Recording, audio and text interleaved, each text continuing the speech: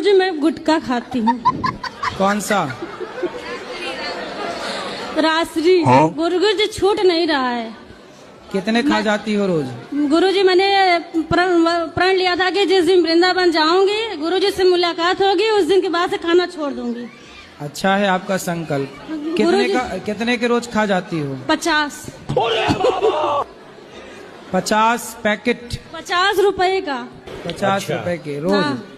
शादी गुरु जी मेरे जो पतिदेव हैं वो भी बहुत खाते हैं, कंपटीशन करते हैं।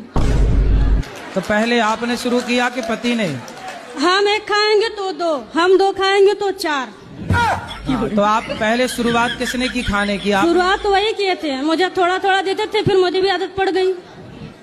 अच्छा, वो खाते थे तो आपको भी देते थे? हाँ। और गुरुजी जैसे मैं वो अब कैसा अब उल्टा हो गया, अब वो 1 खाते हैं तो मैं 3 खाती हूँ।